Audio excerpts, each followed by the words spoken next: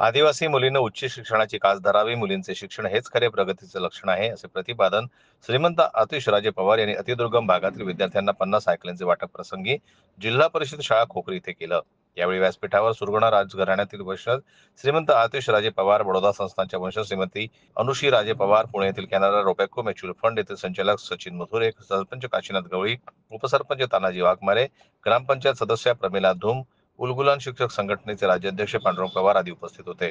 यावेळी राजे पवार यांनी सांगितलं की आदिवासी भागातील विद्यार्थ्यांनी कठोर परिश्रम व जिद्द बाळगून अभ्यास केल्यास यशाचा मार्ग निश्चितच सापडतो.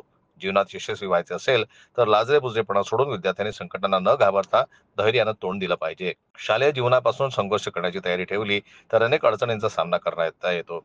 आदिवासी भागातील विद्यार्थी काटक व चपळ असतात. त्यांच्या अंगी अनेक कौशल्य असतात. राष्ट्रीय पातळीवर कोणत्याही प्रकारच्या क्रीडा स्पर्धेत नैपुण्य मिळवतात.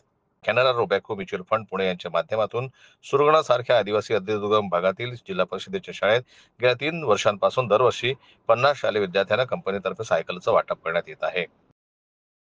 माझे नाव रोशनी उत्तम धूम, मी इयत्ता 7वी शिकत आहे. माझे नाव जिल्हा परिषद प्राथमिक शाळा खोकरी. सायकल दिल्याबद्दल मला खूप आनंद होतोय. मी रोज आता दररोज येईन शाळेत. मी 5 ते 7 किलोमीटर येत होती, पण आता सायकल दिली म्हणून मला खूप आनंद होतोय. त्या सायकलचा रोज वापर करेन. यापूर्वी जिल्हा परिषद आदर्श शाळा सूर्यगड, प्रतापगड, खोकरी या शाळेत सायकल वाटप करण्यात आलं. खेड्यातून 4 ते 5 किलोमीटर पायपीट करून शाळेत यावं लागतं. मुलींना पायपीट करून येण्यामुळे शाळेची उपस्थितीत वाढ होईल. त्यामुळे शारीरिक व्यायामाबरोबरच पर्यावरण संरक्षण, इंधन बचत, प्रदूषण नियंत्रण, जनजागृती असे अनेक समस्या बाबतीत विद्यार्थ्यांना जाणीव होईल. आदिवासी विद्यार्थ्यांमध्ये असलेले कौशल्य, जिद्द, हुशारी, चपळता, काटकपणा, मेहनत करण्याची जिद्द ओळखून आदिवासी होतकरू गरीब विद्यार्थ्यांसाठी काहीतरी वेगळं करण्याच्या हेतूनं पुणे येथून सुरगाणासारख्या आदिवासी दुर्गम भागात सायकल वाटप करण्यात आलं आहे. यावेळी शिक्षक रतन चौधरी यांनी विद्यार्थ्यांना सुरगाणा संस्थानचा गौरवशाली इतिहास उलगडून सांगितला. संस्थानचे राजे धैर्यशीलराव पवार हे निसर्गप्रेमी होते. सुरुवातीपासून निसर्गाचे जतन व संवर्धन करीत होते. आजही राजवाडा, मोतीबाग येथे हजारो सागवान वृक्ष आहेत.